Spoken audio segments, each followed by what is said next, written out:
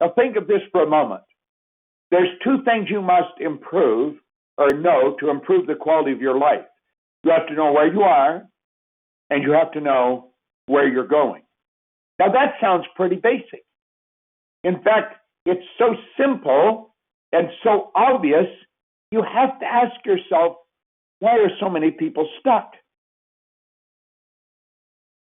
3% of our population earn 97% of all the money that's being earned. How could that happen? How could absolutely brilliant people go through life struggling because they can't earn enough money? Money is only used for two things. One is to make you comfortable, and the other is to extend the service that you render far beyond your own presence. It's a wonderful tool, and the more you have, the more good you can do. If you want to do good, get rich first. Because the good you can do without money is confined to your own presence. With money, you can help people all over the world. As I'm talking to you today, I'm helping people all over the world through various mediums. And that's really what I want to do. Now look at this for a moment. Most people say, well, it's because they don't have a goal. But that may be part of it. But a lot of people have goals. They don't reach them. I think the problem is down here. It's paradigms. People are stuck. They know how to do a better job and they're not doing it.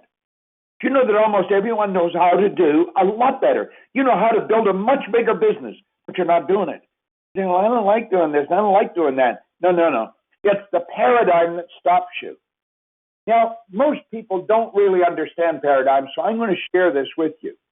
And I want to help you understand it. What are paradigms? There are a multitude of habits, but get this. They're other people's habits that have been passed on from one generation to the next. You see, we are programmed through genetics. Many of the beliefs you've got today were originated by someone a few hundred years ago that really didn't know what they were talking about. If we analyze most of our beliefs, there's no foundation for them. They fall apart. Look at this for a moment. Your paradigm will shape your logic. If the Wright brothers had depended on logic, we would still be riding around with the oxen cart or something. We would definitely not be flying all over the world. If Edison had relied on logic, we would never have an electric light. Now think of this for a moment. If Gary Young let logic control him, you wouldn't have the products that you've got today or the company. You see, you've got to be illogical. Now in school they teach us to be logical. But logic is a block. It stops us. Our paradigm stops us. At one time it was logic to believe that the world was flat. How could it possibly be round? And for centuries we believed that. I mean, how would you ever live on the side of it? Forget the bottom. Do you know that your paradigms shape your perception? Your perception is how you see things. As you change your perception, your world changes. Your paradigms control your time. Do you know we've all got the same amount of time? We get all there is. So it's what we do with our time that makes the difference. Now, some people will accomplish more in a week than others will in a year. Some people will accomplish more in a month than others will in a lifetime. How could that be? They make their time count. Paradigms control our effectiveness. How effective are we at presenting our product? How effective are we at presenting this business opportunity? This is a phenomenal business opportunity. And that is going to dictate how productive you are. Now get this. This is really important. Your paradigm controls your ability to earn money. I see people thinking if they worked a little harder, if they could just get a couple more people, if they could get a couple of leaders going. No. If you don't change your own conscious awareness, if you don't shift your own paradigm, nothing changes. That's just the bottom line. We've got to think out of the box. We've got to get out of the box.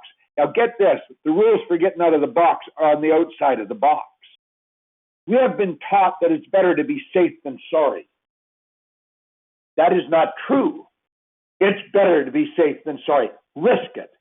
Get out of the box and do it. Think of the little child when they first start to walk. We say, be careful, you might fall. Where did they get the might fall from?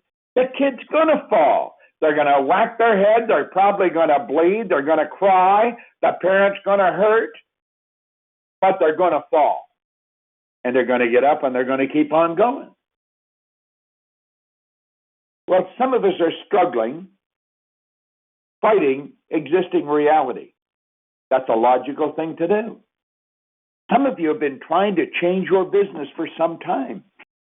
I like Buckminster Fuller. He designed the geodesic dome. He said, you never change things by fighting existing reality. To change things, build a new model that makes the existing model obsolete. Now, most people are extras in their own movie. They look at somebody else and they think they can, but I can't.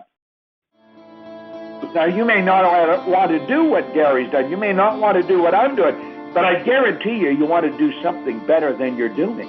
Because you see, that's part of your nature. You're a spiritual being, and spirit's always for expansion and fuller expression. Here's what you want to decide, what you really want. See, it boils down to making a decision.